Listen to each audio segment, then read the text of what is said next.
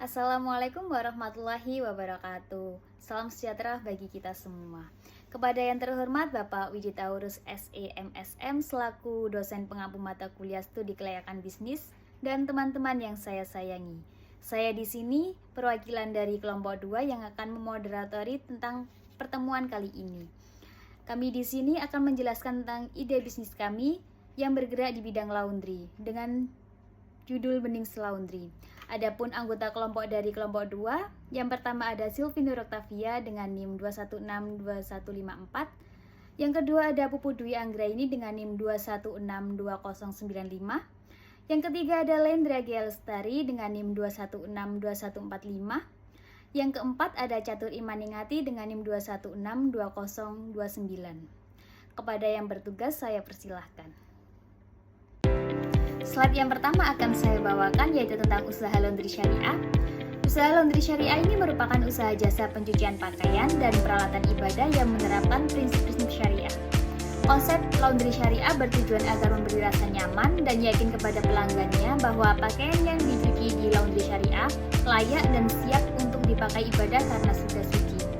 Dalam aspek keuangan, usaha laundry syariah ini modal menggunakan dari investasi bersama, yaitu musyarakah atau pembiayaan berbasis syariah, mudharabah. Dan sistem pembagian labanya yaitu dengan metode margin keuntungan, di mana perhitungan margin keuntungan berdasarkan besar modal yang akan diberikan oleh pemilik atau investor yang tertarik. Sasaran dari investor yang cocok untuk usaha ini yaitu seseorang yang mengutamakan prinsip syariah dalam kehidupan sehari-hari, kekeluargaan terdekat, dan komunitas atau kelompok yang berbasis syariah.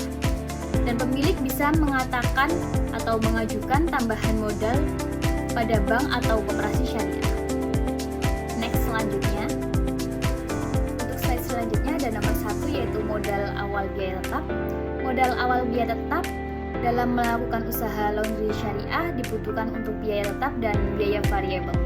Biaya tetap atau fixed cost adalah biaya yang harus dibayarkan oleh perusahaan tanpa memandang jumlah barang atau jasa yang diproduksi.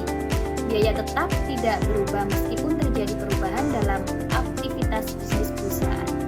Next slide adalah rincian biaya tetap yang dialokasikan pada usaha laundry syariah. Next, selanjutnya ada rincian biaya tetap. Yang pertama ada sewa tempat. Sewa tempat ini kita totalkan untuk 1 tahun ke depan, jadi totalnya 12 juta. Yang kedua ada LG Washer atau mesin cuci. Kita beli 2 mesin cuci, totalnya jadi 18 juta.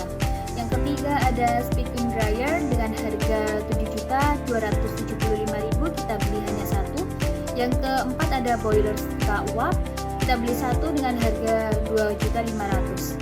Yang kelima ada meja setrika uap, kita beli 1 dengan harga 900.000. Next ada handphone admin 1 buah dengan harga 1.500.000. Yang ketujuh ada timbangan digital dengan harga 300.000. Yang kedelapan ada keranjang laundry dengan harga 25.000. Next, selanjutnya ada ember dengan harga 15.000, gelas takar 15.000, tabung gas 12 kilo 250, kita beli 2 jadinya 500. Sikat 5.000, kita beli 2 jadinya 10.000. Kalkulator 1 buah 100.000.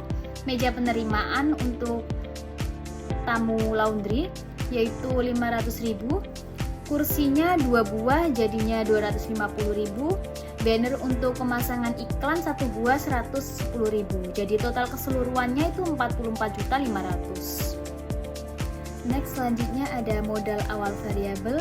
Biaya variabel ini adalah biaya yang jumlahnya berubah-ubah secara proporsional.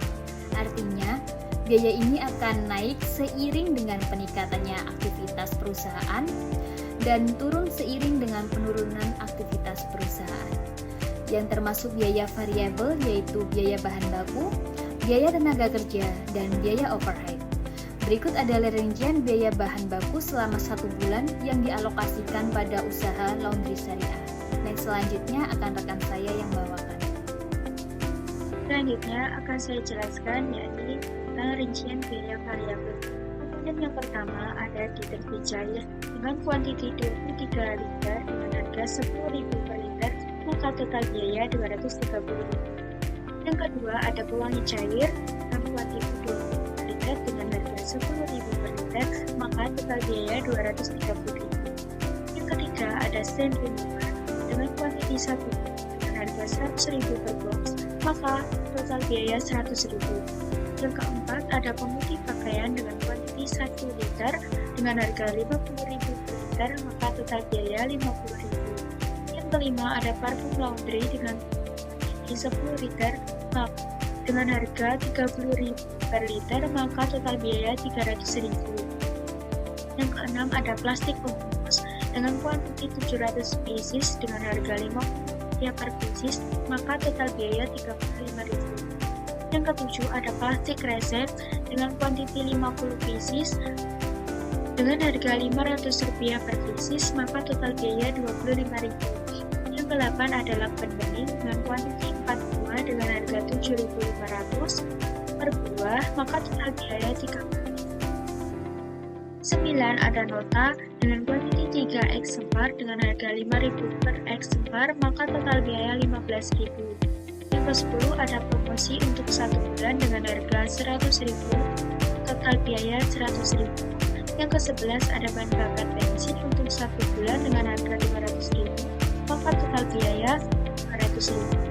Yang ke-12 ada pulsa untuk 1 bulan dengan harga Rp100.000, maka total biaya Rp100.000. Yang ke-13 ada listrik untuk 1 bulan dengan harga Rp350.000, total biaya Rp350.000. Untuk air dengan kuantiti 1 bulan dengan harga Rp150.000 per bulan, maka total biaya Rp150.000. Yang ke-15 ada isi ulang gas LPG 12 kg untuk 4 tabung dengan harga Rp130.000 per tabung, maka total biaya Rp260.000. 16 ada jasa perawatan mesin cuci dan pemarin untuk 1 bulan dengan harga Rp300.000, total biaya Rp300.000.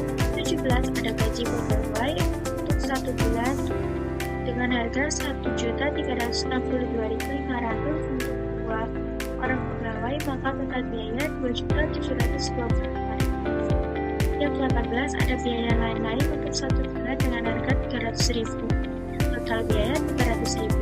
Total biaya seluruh komponen biaya variabel adalah Rp5.500.000. Jadi total awal yang dibutuhkan untuk usaha laundry syariah ini yaitu sebesar 50 juta, yang dimana modal tersebut akan diperoleh dana pemilik dan investor. Berdasarkan uraian di atas, maka kami akan menjelaskan untuk perhitungan estimasi arus kas keuangan usaha laundry syariah. Yang pada perkiraan arus kas keuangan yang diperkirakan akan terjadi dalam waktu 5 tahun. Keuntungan bersih dari usaha laundry syariah ini akan dilakukan pembagian hasil sebesar 70% untuk pemilik dan 30% untuk investor syariah. 3. Poin ketiga ada analisis keuangan. Analisis keuangan 1. Berikut adalah analisis keuangan untuk laundry syariah dengan pendekatan yang sama tetapi mempertimbangkan beberapa prinsip syariah seperti yang pertama, tidak memakan bunga atau riba, melainkan margin keuntungan.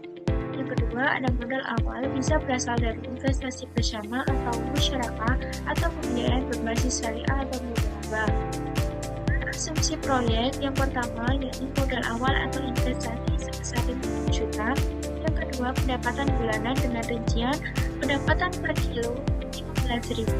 Kapasitas rata-rata 20 kilo per hari dengan hari kerja 30 hari. Maka total pendapatan bulanan sebesar 20 kilo dikali 15.000 dikali 30 hari. Jadi 9 juta pendapatan bulanan sebesar 9 juta. Untuk selanjutnya akan dijelaskan oleh rekan saya. Terima kasih. Selanjutnya, keuntungan bersih bulanan. Keuntungan bersih bulanan ini didapatkan dari pendapatan bulanan dikurangi dengan total biaya operasional bulanan. 9 juta dikurangi 5.500.000 sama dengan 3.500.000. Kemudian ada keuntungan bersih tahunan 3.500.000 dikali 12 bulan sama dengan 42 juta. Proyeksi umur dari proyek kami sendiri adalah 5 tahun dengan tingkat diskonto atau diskon rate 10% per tahun. Nilai residu atau sisa modal kami 10 juta pada akhir tahun kelima. Selanjutnya ada analisis keuangan yang kedua, yakni yang pertama ada NPV atau Net Present Value. Di sini kami sudah menjabarkan di dalam slide kami mengenai rumus dari NPV itu sendiri. Kemudian ada implementasi ke dalam laporan keuangan kami. Yang pertama perhitungannya ada CFT sama dengan 42 juta, yaitu arus kas tahunan bersih. Kemudian ada R 10% sama dengan 0,1 tingkat diskonto. Kemudian ada N sama dengan 5 tahun, yaitu umur dari proyek kami. Substitusinya seperti yang bisa dilihat di slide kami. Kemudian diskon tiap tahun dihitung sebagai berikut. Pada tahun pertama sampai kelima, di sini sudah dijabarkan, yaitu yang tahun pertama 42 juta dibagi 1,1 sama dengan 38.181.818 rupiah. Kemudian sampai dengan tahun kelima ada 42 juta dibagi dalam kurung 1,1 tutup kurung pangkat 5 sama dengan 26.078.853 rupiah. Sampai dengan perhitungan nilai residu 10 juta sama dengan di dalam kurungnya 1,1 dengan pangkat 5 sama dengan 6.209.213 rupiah. Yang kedua ada benefit cost ratio. Nah, untuk rumus dari benefit cost ratio sendiri sudah dijelaskan pada slide kami. Kemudian PV of benefit sama dengan total PV dari arus kas ditambah dengan nilai residu sama dengan 65.420.680 rupiah. PV of cost sama dengan investasi awal. Nah, investasi awal kami adalah 50 juta. Jadi substitusinya benefit cost ratio sama dengan 65.420.680 rupiah dibagi dengan 50 juta sama dengan 1,31. Kemudian yang ketiga ada IRR atau Internal Rate of Return, di mana tingkat diskonto yang membuat NPV suatu proyek sama dengan 0.